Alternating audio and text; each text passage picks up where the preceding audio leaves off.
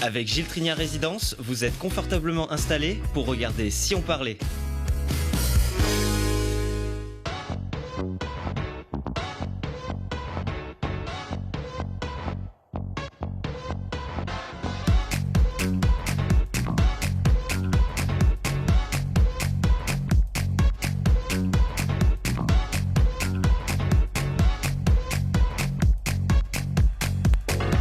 Bienvenue à tous, très heureuse de pouvoir vous présenter, vous mettre en lien à travers cet écran avec ces personnes qui sont nées pour faire le bien autour d'elles, que ce soit derrière votre porte ou à l'autre bout du monde. C'est là où nous emmène cet explorateur des temps modernes qui donc observe, qui réfléchit, qui agit avec vous face à l'urgence de sauver et préserver les biodiversités. Gravir les montagnes, les nôtres et les plus mythiques du monde pour réaliser ses rêves et donc ceux des enfants qui luttent ou ont lutté contre la maladie. Cette Iséroise repousse les limites pour eux. Et puis fini les casse-têtes pour les anniversaires, pour les team building ou juste pour vous évader dans ces mystères. Pour vos jeux, elle se plie en 4 et se met en boîte, qu'elle nous a apporté d'ailleurs pour le prouver. Cécilia Pascal, créatrice d'Escape Game. Bienvenue. Bien, merci. Pour tous ou sur mesure. Vraiment, vous allez changer la vie de ces mamans qui parfois ont un petit peu du mal à organiser des anniversaires et vous avez tout créé pour eux. Vous allez nous ouvrir aussi les portes de votre univers qui pourra nous emmener très loin tout en restant chez nous. Le Mont Blanc, le Kilimandjaro, la Concagua et d'autres sommets pour une étoile. C'est non seulement le nom de votre association, c'est le sens désormais de votre vie. Anne-Sophie de Saint-Tour, bienvenue. Merci. Vous gravissez donc ces sommets pour accompagner les enfants en rémission de leucémie. Vous nous raconterez cette histoire personnelle et vos prochains défis dans un petit instant. Explorateur, c'est porteur de légendes, ça nous a tous fait rêver tout petit. Le métier fait rêver effectivement les tout petits, mais le rêve est parfois assorti de cauchemars bien réels, des terres polluées, des espèces menacées, des populations impuissantes. Évrard Vandenboom, c'est votre combat, c'est de secouer les consciences et d'emmener chacun d'entre nous dans cette mission qui n'a pas de frontières. Bienvenue. Bonjour, merci.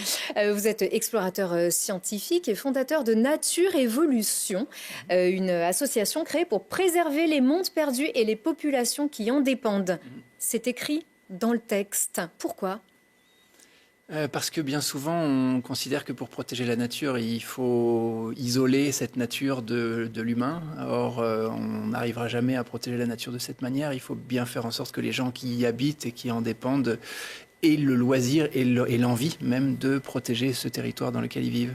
Parce qu'en plus, on peut s'inspirer. C'est ça, on s'inspire de la nature et du fonctionnement même de cette biodiversité. Ouais, absolument. Puis toute notre vie, elle est régie par le fonctionnement et par le bien-être de la biodiversité. Donc de toute façon, que ce soit notre vie à des milliers de kilomètres de là ou même la vie localement de ces communautés, dans les deux cas, on a besoin de cette biodiversité. Donc voilà, aujourd'hui, notre travail d'association dépasse largement les frontières de la biologie, de la science et de la conservation au sens strict. Et on se déploie aujourd'hui beaucoup plus sur des questions humanitaires, pratiquement. Humanitaires ou de développement économique ou développement social. Parce que de toute façon, en matière de biodiversité, il n'y a qu'une planète. Il n'y a pas de frontières. Et on est tous concernés, que ce soit ici ou à l'autre bout du monde. On vous a découvert il y a une bonne quinzaine d'années, on va dire, lorsque vous nous aviez éclairé sur un point, un nouveau presque, sur la carte du monde, le massif du Macaï à Madagascar. Jusqu'ici, inexploré car très difficile d'accès. C'est le point de départ de votre association, de votre démarche ? Complètement. J'y étais allé une première fois en tant qu'explorateur aventurier. Je n'avais pas de velléité à protéger ce bout de nature. Mais vous y êtes fait mal aussi. Mais voilà. Quand même là. Oui. Mais je suis tombé amoureux de ce coin-là. Et puis surtout, j'étais effrayé par la vitesse à laquelle les différentes forêts étaient en train de disparaître. Donc voilà, l'idée de créer une association pour essayer de protéger ce territoire est née de là. Mais alors, qui êtes-vous ? Alors, vous qui êtes originaire de Grenoble et du Grésivaudan, un scientifique, un militant, un montagnard aussi ? Je sais pas, ouais, un peu tout ça. Moi, je suis géologue de formation, mais je suis pas du tout scientifique aujourd'hui dans mon activité. Je contribue à de la recherche scientifique, mais je porte pas moi-même les recherches. Non, je suis aujourd'hui dirigeant d'association et ça fait déjà une grosse mission puisqu'on est plus d'une centaine de personnes aujourd'hui entre la France, Madagascar et l'Indonésie. 3 territoires donc d'activités, une vingtaine de projets différents. Voilà, donc je me sens plus comme un chef d'entreprise que comme un scientifique ou autre chose. Mais ce que je trouve génial dans ce métier aujourd'hui, c'est que tous les jours, je change et de destination, si je puis dire, et d'ambition presque. Là, de temps en temps, on va déployer des projets qui vont lutter pour la sécurisation alimentaire de certaines populations. Le lendemain, on fait un projet de reboisement. Enfin, je dis le lendemain. Je contribue en tout cas d'un jour à l'autre à des projets qui sont très très divers. Et là, effectivement, je suis en train d'essayer de monter une série d'expéditions scientifiques en Indonésie. Alors, le point de départ, on a compris, c'était de préserver la biodiversité en rappelant son rôle indispensable pour nous tous. J'imagine que vous avez grandi en même temps que cette association, finalement. Cette association Nature Évolution vous a ouvert votre esprit également ? Vous êtes allé plus loin Oui, c'est possible. Disons qu'au tout début, moi j'avais créé l'association dans le but d'aider la recherche scientifique pour que des chercheurs aient l'occasion et la possibilité d'aller dans des territoires très difficiles d'accès, complètement oubliés, etc. Et l'objectif, c'était de pouvoir se servir ensuite des arguments et des éléments que les éléments irréfutables, on va dire, que les scientifiques pouvaient collecter, pour ensuite demander à des États, donc l'État de Madagascar ou l'État d'Indonésie, de lancer des démarches de conservation. La réalité nous a rattrapés relativement vite, parce qu'on s'est rendu compte qu'on avait beau amener des centaines de nouvelles espèces d'oiseaux, de mammifères, de ce qu'on veut, en fait, personne ne bouge. Donc, si tu veux que la nature soit protégée, il faut que tu t'y mettes toi-même, il faut que tu retrousses tes manches et que tu te dises, la science, ça suffit pas. Il faut maintenant agir concrètement avec les communautés, essayer de faire bouger les choses de l'intérieur avec les autorités locales, etc. Donc oui, il y a eu une grosse évolution de l'association. Et puis également, comme je disais à l'instant, on a beaucoup grandi, on fait beaucoup plus de choses sur beaucoup plus de projets divers. Malgré ce message aussi porté à la connaissance de tous, d'ailleurs avec un documentaire dès le début sur Canal+, qui avait alerté beaucoup de monde. Oui. Une très bonne visibilité, ça suffit pas. Non, ça suffit pas. Déjà, les données scientifiques, elles sont balayées bien souvent, à l'exception peut-être de certaines données qui touchent à l'archéologie. On a remarqué que dès qu'on fait des découvertes d'archéologie, c'est beaucoup plus porteur que tout ce qui touche à la biodiversité. Donc les civilisations sensibilisent plus que la biodiversité. Oui, il y a un attachement aux ancêtres. C'est relativement basique, mais c'est clair partout. Que ce soit à Madagascar ou en Indonésie, on vit exactement la même chose. Donc on s'appuie beaucoup là-dessus. C'est aussi pour ça que sur nos missions scientifiques, on a des biologistes, mais on a aussi tout le temps des archéologues et des anthropologues avec nous pour essayer de faire des découvertes comme on en a fait là il y a quelques semaines. Ça, c'était en 2024, votre expédition, vos expéditions Wallacea, c'est ça, je prononce bien, qui nous a conduits en Indonésie sur l'île de Sulawesi. Sulawesi, voilà, avec ces expéditions. Alors, à la demande du gouvernement local de... Sulawesi Tenggara. Tenggara, c'est ça. Qu'est-ce qui vous a demandé, ce gouvernement local ? Il vous a demandé des arguments, c'est-à-dire ? Alors, en fait, un inventaire ? Au tout début, quand on porte l'idée de protéger un territoire, c'est parce qu'on a une certaine conscience, on va dire, qu'il y a un enjeu particulier sur la zone. Conscience que, j'ai envie de dire, on ne peut avoir initialement que parce qu'on a eu d'éducation, parce qu'on a des connaissances sur le sujet. Connaissances qu'on partage ensuite aux autorités locales, au Bupati, c'est-à-dire le chef district, puis au gouverneur de la province, etc., etc. Et une fois que cette conscience est là et que cette envie est partagée d'essayer de protéger ce territoire qui est exceptionnel, eh bien, les autorités nous demandent des preuves. C'est pour ça qu'elles font appel à nous ensuite pour nous dire, moi je veux bien qu'on dépose un dossier pour faire classer ce site en parc national ou en géoparc de l'UNESCO, etc. Mais il me faut des billes, il me faut des trucs clairs que je puisse aller défendre auprès d'autres autorités ou de l'Assemblée nationale, etc. Donc ça, c'est dans ce cadre-là que nous, on intervient et qu'on monte des expéditions scientifiques. Parce que les obstacles sont beaucoup plus forts que la volonté ? Ouais, c'est-à-dire que la situation politique et économique en Indonésie va totalement à l'opposé de notre démarche à nous, dans le sens où la protection de la nature aujourd'hui au niveau politique, en Indonésie, ça n'existe pas. C'est complètement... j'allais dire en Indonésie. Dans le monde, en ce moment, on voit bien que malheureusement, c'est loin d'être la priorité des priorités de qui que ce soit. Mais ça l'est vraiment pas du côté de l'Indonésie qui mise tout sur les ressources de la terre, c'est-à-dire soit les monocultures de palmiers à huile, de poivre, de ce qu'on veut, soit la terre elle-même, la roche. Et donc là, en l'occurrence, il s'agit de nickel. On parle d'une priorité nationale aujourd'hui. Tout le monde veut aller en Indonésie extraire le nickel. C'est le premier producteur mondial de nickel, 51%. Notamment dans cet archipel. Notamment dans ce territoire-là, effectivement. Qui s'appelle l'archipel de Sombori. Sombori, la Benki. Ouais. Voilà. 10 îles absolument paradisiaques, en apparence. C'est fantastique. Donc ça, c'est l'objet de votre prochaine mission au mois d'avril. Ouais, c'est ça. Donc ces terres qu'on voit ici, elles sont bleues, cette eau est turquoise. Pour le moment. Il y a une dizaine d'îles sur cet archipel. Ouais, et tout autour, c'est dévasté par des mines de nickel qui sont en train de fleurir comme... Enfin, ça va à une vitesse ahurissante, tout simplement pour les besoins de notre industrie automobile, puisque un des principaux utilisateurs du nickel dans le monde, c'est les batteries, c'est les fabricants de batteries électriques pour les voitures. Donc tout ça, là, tout ce que vous voyez sur ces images, cette déforestation massive, en fait, c'est pour avoir des voitures qui ne polluent pas derrière. Oui, mais qu'est-ce qu'elles ont pu faire avant d'être dans nos mains et avant de rouler sur nos routes. Voilà, malgré la croissance des technologies, elle aussi, pour produire de la manière la plus éthique et la plus sur propre le terrain, possible. Ça n'existe pas. Il n'y a encore aucune règle qui est appliquée par les compagnies minières. Donc ils font absolument ce qu'ils veulent. Tout est corrompu, tout le système est fait pour exploiter, et y compris exploiter les communautés locales qui en souffrent énormément, déjà de maladies, de maltraitance en quelque sorte, de mensonges, parce que tout ça c'est fait sans jamais leur dire quoi que ce soit. Ils sont absolument pas au courant de ce qui est en train d'arriver à leur corps, à leur nappe phréatique, au milieu dans lequel ils vivent, etc.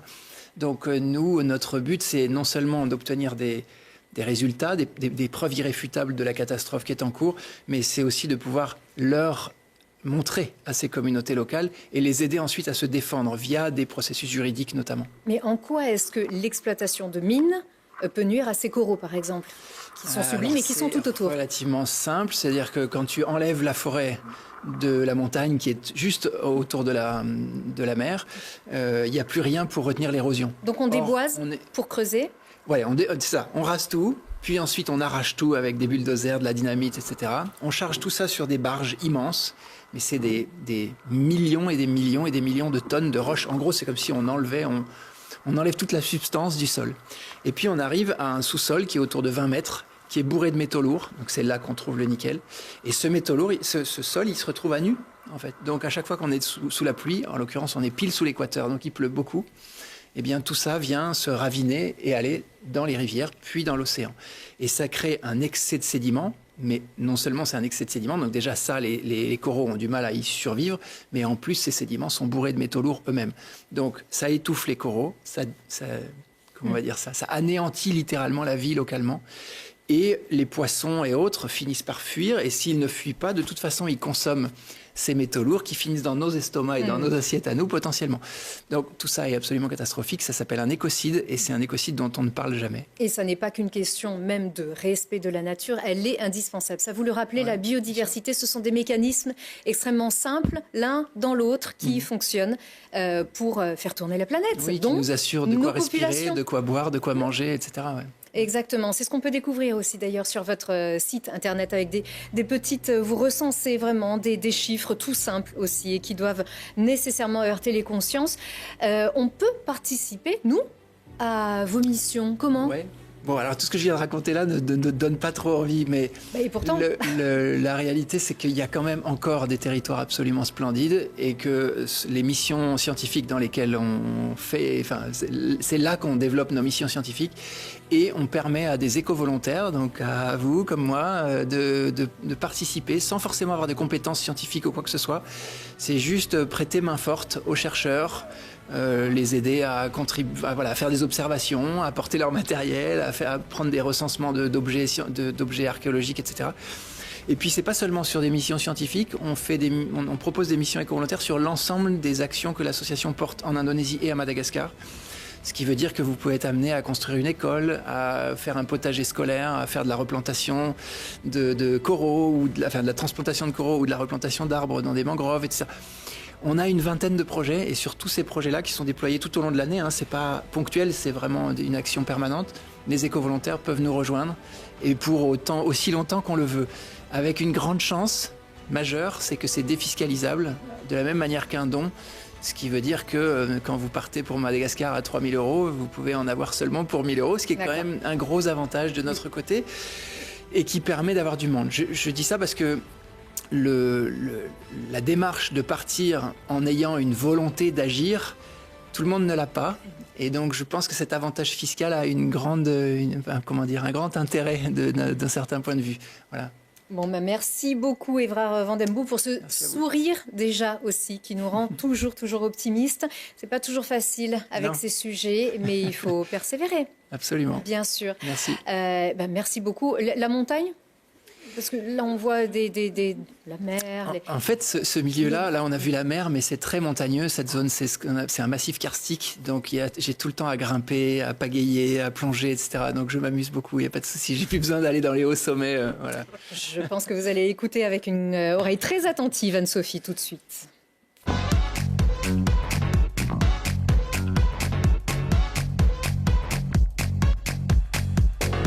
Anne-Sophie de Saint-Tour, déjà vous aimiez la montagne, la randonnée, notamment avec vos enfants ?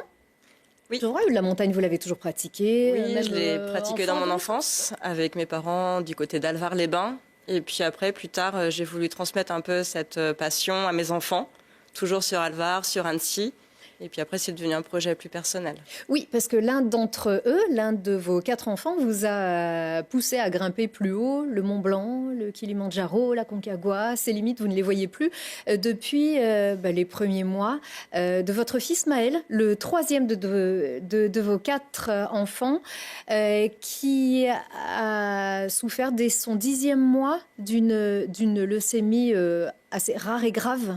Oui, tout à fait. Maël a été diagnostiqué d'une leucémie en juillet 2013. Donc, il avait 10 mois. Donc, il a été traité, soigné. Il a été soigné du coup à Lyon. Il a rechuté en 2018. Il a été greffé. Il a rechuté en 2020. Il a été greffé. Et il a rechuté en 2022. Et on savait qu'on partait sur une fin de vie. Mais avant ça, il m'a encouragée à vivre mes rêves. Et moi, en 2021, je voulais faire l'ascension du Mont Blanc. Et il m'avait poussé, et du coup, je voulais le faire pour lui et aussi pour récolter des fonds pour des enfants en rémission de leucémie.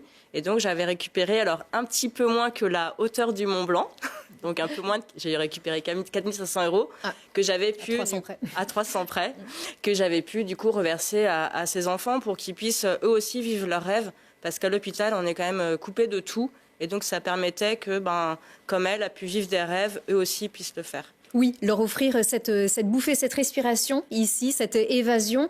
Alors, ce sont des images pour tout parent qui nous regarde, tout enfant qui nous regarde, qui sont très dures, qui sont très lourdes et chargées d'émotions. C'était important aussi d'intégrer Maël. Il est toujours avec vous, il est toujours avec nous ici dans cette émission puisque c'est votre guide. Et on l'écoute, c'est lui qui vous a incité donc qui vous a poussé à réaliser vos rêves. On l'écoute. Maman, elle va faire le Mont Blanc dans la nuit du jeudi à vendredi ou du vendredi à samedi. Et pour qui elle fait tout ça ? Pour réaliser son rêve et aussi pour aider l'association Appel et à chacun son Everest. Et qu'est-ce que t'en penses, toi ? Moi, je trouve que c'est bien parce qu'elle réalise son rêve et qu'elle aide les associations.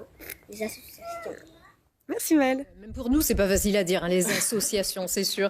Le rêve de Maël, c'était de devenir magicien, notamment. Il adorait faire des tours de magie. Ouais, il adorait faire des tours de magie. Et il n'expliquait jamais ses tours. Mais par contre, il était très fort. Il faisait les scénarios. Et un de ses rêves a été de rencontrer Éric Antoine. Voilà. Et du coup, c'était vraiment super. Ouais. Donc tout ça, vraiment cette dimension très onirique qui est propre à chacun d'entre nous. Cette illusion parfois aussi, finalement, qui nous berce et qui nous fait croire aussi à beaucoup de choses. C'est ce que vous avez ouvert les yeux là-dessus avec Maël, qui en plus avait décidé aussi de vivre comme tous les autres enfants. Donc il y avait aussi cette notion d'activité, il se savait condamné. Oui. Et malgré tout, il s'est dit finalement, moi je serai prolongé avec ma maman, avec ses rêves. C'est ça le point de départ de votre association ? Oui, c'est exactement ça. Des sommets pour une étoile. Des sommets pour une étoile. L'idée, c'était de continuer à faire vivre Maël autrement, de pouvoir redonner ce qu'on a reçu aussi pendant 10 ans, et tout en gardant ce projet d'alpinisme qui a été finalement découvert grâce à lui. C'est un peu ce qui vous a permis de résister aussi ? Oui. Oui, oui, tout à fait. Parce que de fait de préparer un sommet, préparer une ascension, on dit souvent que l'ascension est terminée quand on revient au point de départ. Donc de créer ce projet, d'en parler et après de se préparer à l'ascension, de la vivre, ce sont des moments extrêmement forts. Et en fait, au sommet du Mont Blanc, j'y suis restée 30 minutes. Il y avait juste mon guide, mon binôme et moi. Et en fait, là, plus rien n'avait d'importance. C'était juste de profiter du moment, une impression de sérénité, d'apaisement. Et tout de suite, qu'est-ce que je peux faire ensuite? Quel prochain sommet? Et finalement, on revient avec des questions, mais un apaisement vraiment important.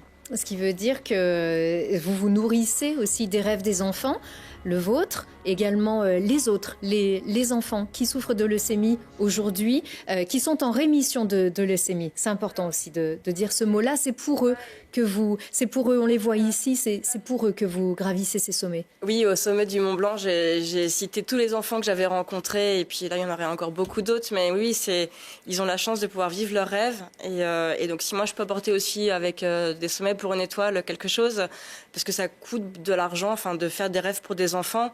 Pour Maëlle, on avait reçu une cagnotte de 18 000 euros avec la générosité de tout le monde. Et ça a permis qu'ils voient des dauphins, qu'on aille en Sicile pour voir le Stromboli en éruption. Et donc si chacun donne un petit peu, ça peut faire en fait énormément à l'enfant, mais surtout à son entourage, les parents, les frères et sœurs, qui en fait souffrent tous les jours parce qu'on est séparés. Donc, demander de l'argent, ouvrir des cagnottes, vous gravissez des sommets, même le Kilimandjaro, pour promouvoir cette action, c'est-à-dire que vous le faites pour eux et c'est aussi pour véhiculer le plus loin votre message, le porter au plus haut en donnant énormément de vous-même. Ce sont des ascensions très difficiles qui ne s'improvisent pas. Non, c'est beaucoup de préparation. C'est en gros pour une expédition, c'est à peu près 6 mois de préparation, technique, physique, mentale aussi. Et oui, l'objectif, c'est d'aller le plus haut possible et puis de revenir après rempli d'énergie à redonner aux enfants et puis à l'entourage. Et des histoires à leur transmettre. Vous rencontrez les populations aussi. Vous êtes accompagnés là-bas. Oui, alors pour le Kilimandjaro, on était accompagnés avec les porteurs et les mules, mais les porteurs surtout. Et du coup, on crée du lien. Et moi, après, j'ai pu rencontrer des Maasai aussi. Donc ça m'a permis de voir un peu la culture locale complètement différente de la France. Et de pouvoir rentrer, leur raconter des histoires. Ouais. Et oui, c'est finalement leur mettre le monde à leur porte, justement à tous ces enfants. Elle est toute jeune, cette association. Là, ça y est, elle est créée. Oui, ça y est, elle a quelques mois, elle est créée, donc il n'y a pas d'adhérents pour l'instant, mais l'idée c'était de lancer le projet. Alors il y a l'association des sommets pour une étoile, et puis le projet que je porte est un projet sur 3 ans. L'idée c'était d'avoir une symbolique. En gros, c'est 4 sommets pour les 4 lettres du prénom de Maëlle. Et l'idée, c'est de réaliser tous ces sommets d'ici 2027, avec chaque fois un sommet qui porte son nom. Donc là, je pars en Alaska dans un peu moins de 3 mois pour réaliser l'ascension du mont McKinley, qui est la lettre M pour Maëlle, qui culmine à 6190 mètres. Et c'est une expédition d'1 mois en autonomie totale. Puis d'autres suivront aussi partout à travers le monde. La Concagua aussi, un sommet mythique qui a une histoire aussi avec nos territoires. C'est aussi, alors pour vous, le moyen de montrer qu'il n'y a plus de frontières, qu'il n'y a pas de limites. Aussi, quand on se bat, il n'y a pas de limites. Donc, c'est votre vecteur à vous pour pouvoir collecter ces petites sommes, cette somme de petites sommes finalement, oui. pour les enfants. Pourquoi votre association? Il y a des associations aussi, et un certain nombre, qu'elles soient locales, qu'elles soient nationales, pour les rêves des enfants. Pourquoi votre association, c'était important de la créer? C'est important parce que c'était pour pas oublier Maëlle, pour le faire vivre autrement, et aussi parce que dans la courbe du deuil, il y a cette étape, et la dernière étape, c'est comment donner du sens au départ de quelqu'un et comment se reconstruire. Et ma façon à moi, c'était de créer cette association pour dire, quand je fais ces sommets, cette étoile, elle est là-haut, mais tout le monde a une étoile finalement, quelque part. Et donc, si ça peut aussi inspirer quelqu'un qui a perdu un enfant, de dire, la vie s'arrête pas, je continue, et c'est pas facile tous les jours, je pense tous les jours à Maëlle, mais je me dis, ça me donne l'occasion d'avancer, Et moi, enfin, finalement, Maël, il vit en moi via cette association-là. S'il avait été encore là, je l'aurais pas fait, je pense. C'est construire, c'est un petit peu ça aussi le message que vous pouvez transmettre à chacun, la manière de s'approprier le deuil, de le vivre aussi, de s'approprier une longue maladie aussi. C'était pour vous de construire. Voilà, tout de suite poser des petites pierres et puis c'est quelque chose qui vous permet de respirer. Oui, c'est ça, parce que en fait, à l'hôpital, il y a beaucoup la partie les médecins, les traitements, il y a beaucoup le mental. Donc moi, le mental, je l'ai mis en place dès juillet 2013 et je me suis dit, si j'arrive à donner mon énergie à Maël, ça va lui rajouter des jours dans sa vie. Et donc là, maintenant, c'est d'utiliser un peu cette force pour aller gravir des sommets, mais aussi pour redonner peut-être de l'énergie ou des rêves à des enfants. Comme ça, ils pourront eux aussi rajouter des jours à leur vie. Alors moi, comment je peux faire par exemple pour vous aider et toutes les personnes qui nous regardent? Qu'est-ce qu'on peut faire pour faire grandir votre projet et soutenir les enfants? C'est déjà d'en parler, déjà de parler donc, du projet. On a créé une association, donc l'association elle existe, donc c'est parler du projet. Après, c'est aussi peut-être, moi j'aimerais partager avec des enfants qui font de la montagne, j'aimerais témoigner, j'aimerais pourquoi pas rencontrer des parents aussi, mais c'est surtout donner surtout pour les enfants. Il y a des cagnottes Oui, il y a une association, sur l'association, il y a le site Hello Asso des sommets pour une étoile.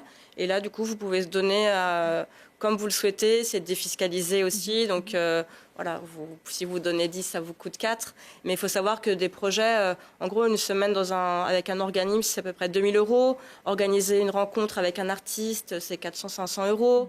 Un petit voyage Euro Disney, c'est les rêves qu'avaient les enfants. Voilà, c'est 100-200 €. Mais peu importe, l'idée, c'est d'avoir une petite contribution qui va faire vraiment beaucoup pour les gens. Et même vous contacter pour vous proposer un réseau, tout simplement. Je connais un tel, je connais le moyen de rencontrer. Oui. Voilà, c'est ça, en fait. Exactement. Nourrir aussi toutes les idées et faciliter vos démarches. Oui. Merci beaucoup. Anne-Sophie, je rappelle, ça s'appelle Des sommets pour une étoile. Anne-Sophie de Saint-Tour, merci vraiment pour le message que vous nous avez véhiculé ici sur ce plateau. Merci, vous savez où nous trouver, en tout cas pour vos prochains, et vous nous tenez au courant au fil de ces massifs très très hauts et absolument mythiques. Allez, tout de suite, on repart à l'aventure.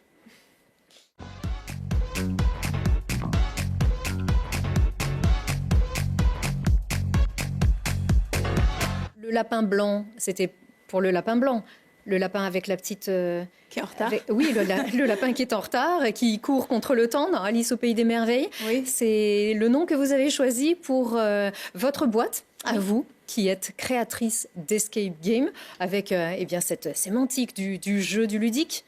Oui, suivre le lapin blanc, c'est partir un peu à l'aventure aussi. Et on ne sait pas trop ce qui va se passer, mais ce sera plein de mystères et de rebondissements. Oui, et puis le temps, on l'a pas toujours pour organiser des activités, quand on veut se rapprocher de ses collègues, quand on veut proposer quelque chose qui change pour ses administrés, quand on organise des anniversaires. Oui. C'était votre but, finalement. C'était de divertir. C'est ça, divertir. Et surtout, ce que nous a raconté Anne-Sophie, ça m'a rappelé pourquoi je crée ces jeux. C'est pour profiter de ceux qu'on aime quand on est tous là encore, et de pouvoir partager des moments, des vrais moments, pas se retrouver devant la télé ou ça. Voilà. Ça, on pense que ça, c'est ça qui va sauver Oui, c'est nécessairement. Ça. Il y a des jeux là-dessus aussi, oui, mais quand on pose, on se redécouvre et on cherche ensemble. Et vraiment vivre quelque chose ensemble. Et je trouve que les jeux sont un bon moyen pour ça, pour nous rapprocher de ce qu'on aime.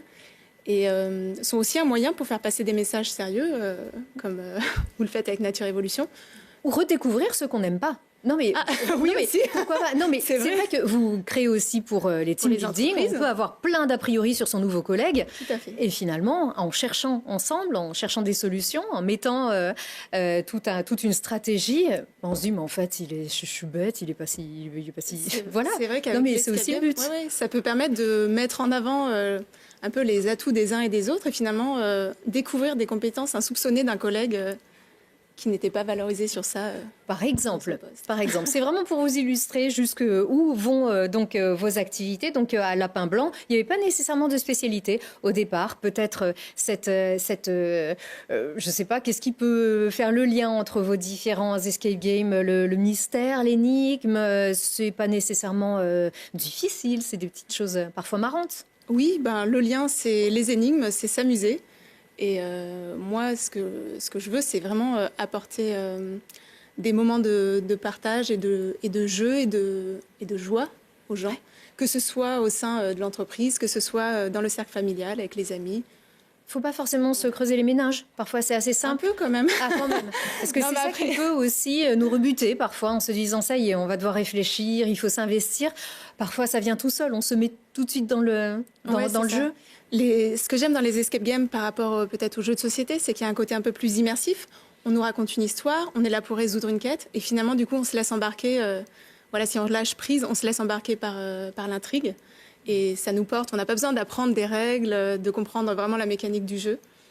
Et effectivement, je propose des jeux d'énigmes de difficultés variées pour ceux qui aiment se creuser les méninges ou ceux qui préfèrent des choses plus légères. D'accord. Donc, il faut forcément inventer une histoire au départ. Oui. Donc, des histoires qui peuvent être des histoires de pirates, des histoires polars, peut-être un peu aussi. Alors, tout est possible. Tout est possible. Votre univers, vous avez des petites préférences quand même comme vous avez choisi Ma le lapin préférence, blanc. c'est de varier les plaisirs. Donc, j'aime bien créer des choses ultra variées. Et surtout, trouver des énigmes qui vont utiliser des mécaniques différentes, des objets surprenants. Moi, c'est ça un peu mon guide, c'est pouvoir mettre des étoiles dans les yeux des gens. Donc, trouver un petit truc qui va être étonnant, qui les amusera. Alors, des étoiles dans les yeux des mamans qui organisent des anniversaires. Ça, c'est exactement la tête que je fais quand je reçois des enfants à la maison, radieuses, heureuses, voilà, au calme. C'est heureusement ce que vous préférez, c'est de mobiliser ces petits autour d'une intrigue avec, alors je ne sais pas si je prononce bien, le trésor de Sapta-Rasa. Oui, Trésor de Sapta-Rasa. C'est un escape game façon chasse au trésor pour les anniversaires des enfants, 6-11 ans, et du coup, qui est clé en main. Donc, on n'a rien à écrire, on n'a pas de petits papiers. Il y a des petites choses à préparer, mais c'est très, très léger. Moi qui suis maman aussi de 2 jeunes enfants, je sais ce que c'est d'être débordée par le quotidien, d'avoir envie du meilleur pour ses enfants, mais de ne pas avoir le temps pour le faire. Donc, moi, j'ai créé un jeu pour aider les parents qui veulent proposer une super animation pour leur anniversaire et qui veulent n'avoir rien à faire. Tout est déjà prêt. Donc, soit on a dans une boîte ce coffret, voilà, qu'on peut commander sur votre site internet. sur mon site internet, exactement. D'accord. C'est Et, petit, ça rentre bien dans la boîte. Et là, déjà, voilà. des ballons. Qui sait gonfler des ballons ici? Non, on n'est pas obligé. Il y en a toujours Non, un qui sait faire. On trouvera de toute façon. quelqu'un Voilà. ou une petite pompe, je sais. Voilà, une petite pompe. Ça, c'est bien. Oui, après, il y a toujours un petit livret avec toutes les explications, comme on voyait sur la photo tout à l'heure. Ouais. La maman qui découvre le jeu. Les instructions. Donc, pour avoir la connaissance du jeu, pouvoir décoincer les enfants s'ils sont bloqués sur une énigme, même si après, ils sont en autonomie pour jouer. D'accord. D'abord, elle doit travailler un peu pour être sûre d'avoir toutes les... Pour avoir un peu l'assurance de connaître mieux que les enfants, mais finalement, D'accord. ils y arriveront peut-être mieux. Hein. Oui, certainement. En tout cas, ça se contrôle. On ne les laisse pas tout seuls. Donc, des instructions. Non. Et surtout, des checklists pour pouvoir mettre facilement en place le jeu. Voilà, c'est tout expliqué, il y a juste à se laisser porter. On suit les étapes un à un, pas besoin de brancher le cerveau. Et on l'adapte à toute la maison, tout Et type de... Que on ce va soit aller- maison, appartement, jardin. En intérieur, en extérieur. D'accord.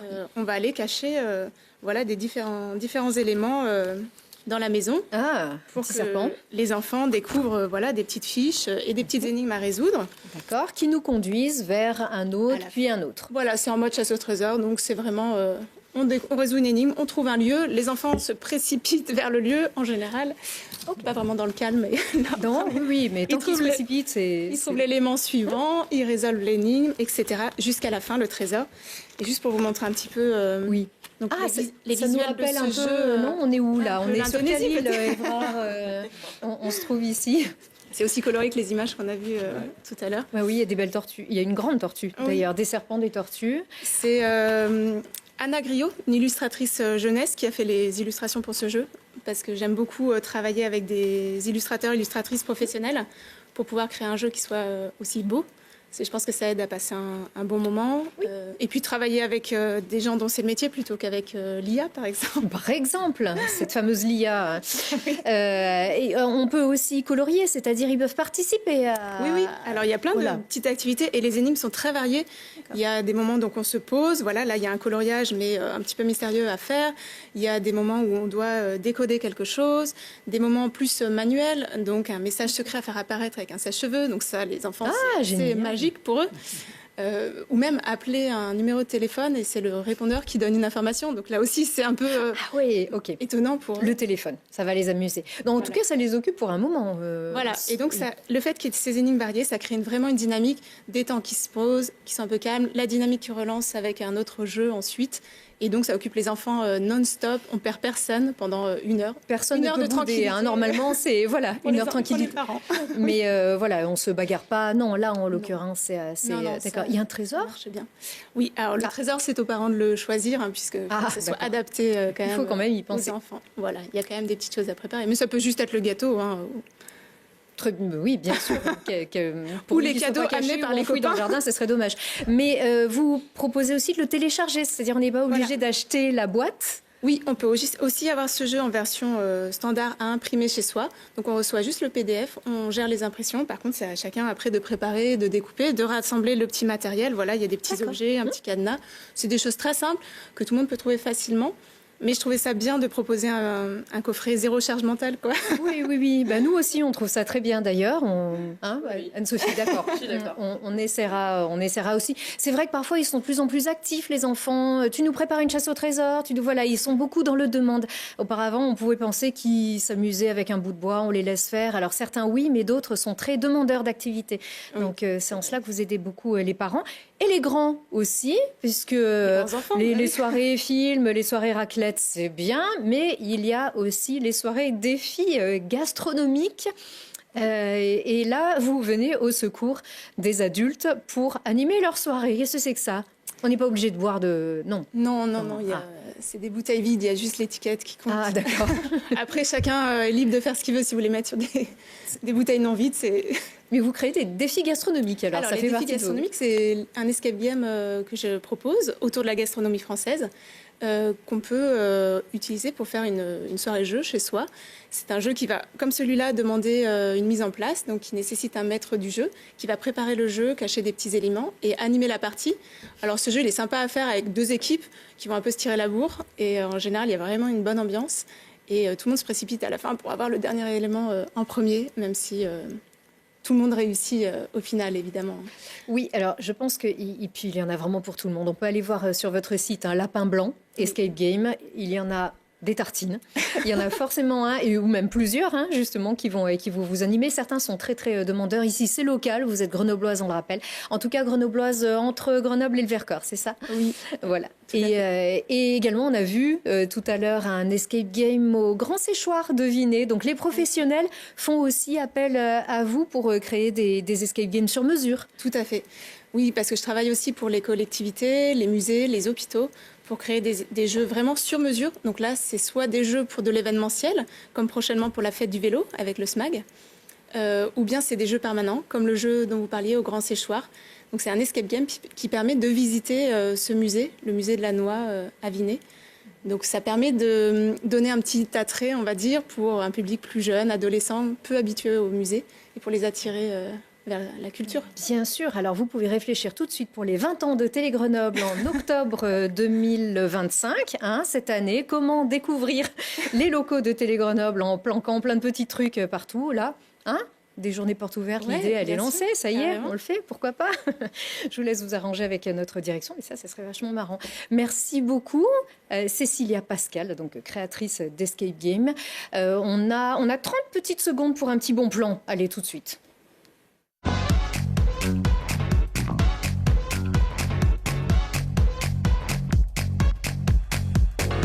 Oui, parce que cette émission était sous le signe de l'évasion et on s'évade avec vous, mais pas très très loin d'ici. Le paradis existe là, juste à côté. Anne-Sophie. Oui, du coup, mon petit bon plan, c'est Chamchaude. En Chartreuse. En Chartreuse, puis au sommet. Hiver comme automne. L'automne est pas mal aussi. L'automne est avec les bien belles aussi. couleurs. J'y suis allée il n'y a pas longtemps en hiver, j'ai fait demi-tour. Mince. J'ai pas réussi à aller, mais c'est vraiment un bel endroit que je vous conseille. D'accord, donc en hiver, regardez Chamchaude. Au printemps où on était, allez-y, voir en automne. C'est vrai, alors vous faites le Mont Blanc, la Concagua et le Chamchaude, fou. Oui, en fait, la hauteur n'a pas d'importance, c'est vraiment le paysage et le partage avec les autres. Merci beaucoup Anne-Sophie et merci Merci aussi Cécilia Évrard de nous avoir emmenés dans vos aventures. On vous suit bien sûr fidèlement ici sur Télé Grenoble et j'espère avoir attiré le plus de public vers vos belles missions. Merci encore à tous et merci à vous. À très vite. Merci.